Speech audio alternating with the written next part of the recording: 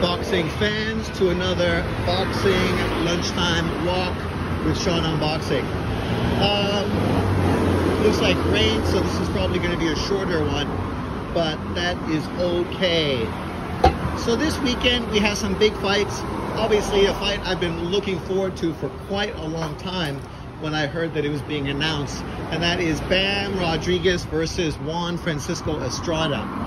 This fight is a huge fight. Obviously the winner of this is going to be a pound for pound fighter, if they're not already pound for pound. Estrada, most people feel, deserves to be pound for pound based on his illustrious career, elite level wins, and obviously great accomplishments in the sport.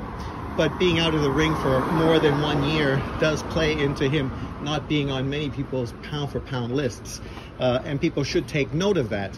When fighters are inactive, it's hard to justify them on pound for pound lists based on victories they had previously, because things continuously change, evolve, and move forward in the sport of boxing.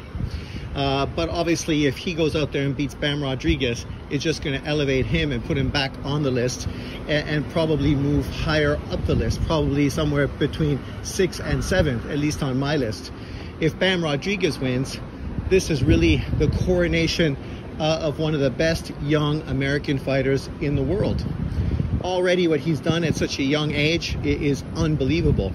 But to step in with a future Hall of Famer, a guy coming off of a career-defining victory against Roman Gonzalez in his last performance, that would be the true crown on top of the you know, however you would want to label it. But it would be an illustrious victory for him, and definitely a highlight victory. It's a good fight. I am leaning towards Bam because Estrada is getting a little older at 34 years of age, has been pretty inactive and injury prone since he's moved up to 115 pounds, which has stopped and delayed quite a few fights in his career. In December, there was conversation, actually before December, of him unifying against Ioka, which would have been also a dream fight. I would have loved to see that fight. It's the kind of fight I've been looking forward to for a long time for Ioka, a fight with either Roman or Estrada. But unfortunately, he didn't feel the money was good enough, and he walked away from that to just stay inactive. And so we'll see what he looks like when he gets in the ring. At this point of his career, maybe being inactive is better. It's going to be less wear and tear on his body. For Bam, the sparring he's been having with Roman Gonzalez, I think is really going to help him turn the corner and definitely become that next great small superstar fighter. He's even talking about moving up and fighting Inoue at 122 pounds. That shit would be fucking unbelievable. That would be the kind of fight that could bring Inoue back to America.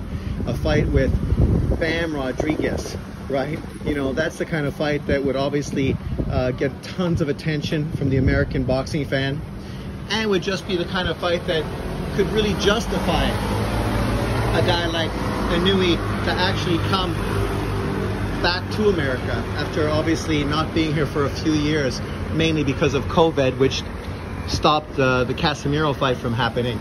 People sort of miss that and ignore it, but Inoue was going to fight in America again, but obviously COVID stopped that from happening. And now he's just taken off and become such a star in Japan. It seems pointless to come to America to make far less money.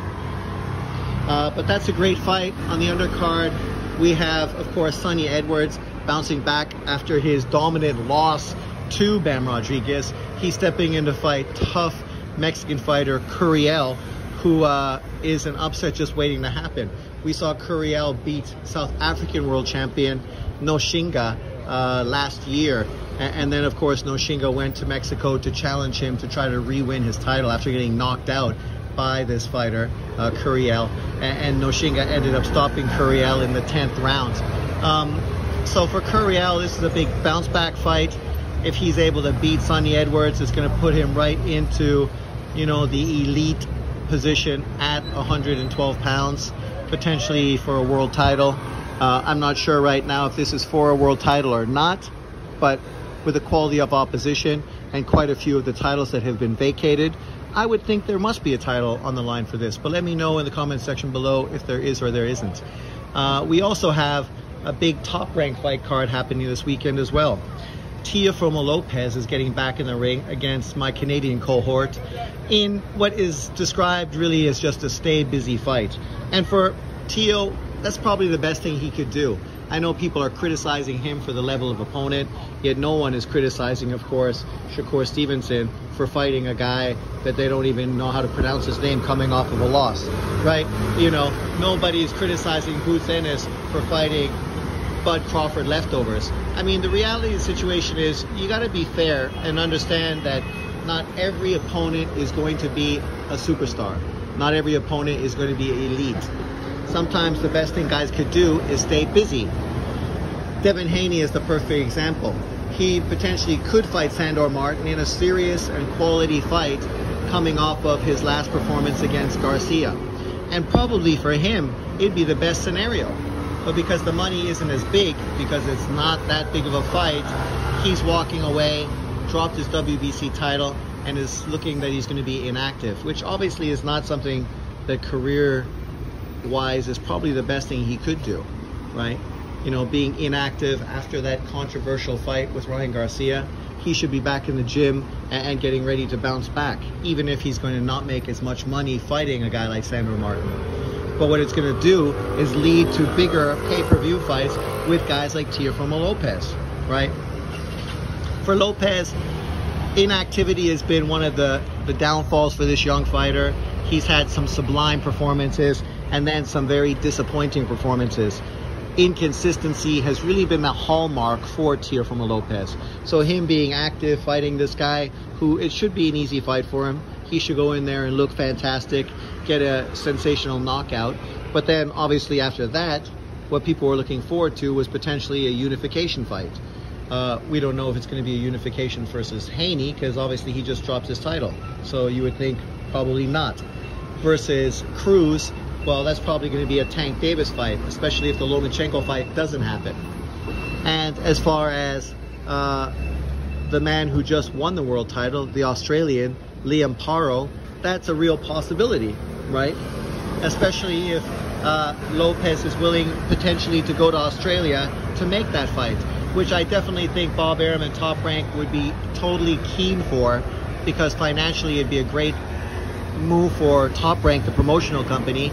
But for Lopez, it'd be a great opportunity to become unified, get a very good payday going down under to fight an Australian world champion.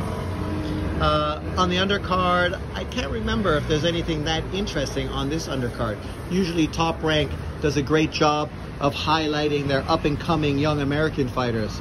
But off the top of my head, I'm not sure if there's too many fighters on this undercard worth paying attention to. Correct me if I'm wrong. Obviously, I'm just walking around Taichung right now, so I don't have access to BoxRec and what exactly the undercard looks like. But nonetheless, it's still a nice weekend of boxing. We got some really, really good fights, and then we got some fights that, you know, are what they are. You know, highlight-making opportunities. But let me know what you think. Leave your comments below. Where would you put the winner of Bam Rodriguez Estrada on your pound-for-pound list? Thanks for watching. See you next time. And I will be going live this weekend for that DAZN card for Bam Estrada. So make sure you jump in and join me on my live. Thank you. See you next time. Peace out.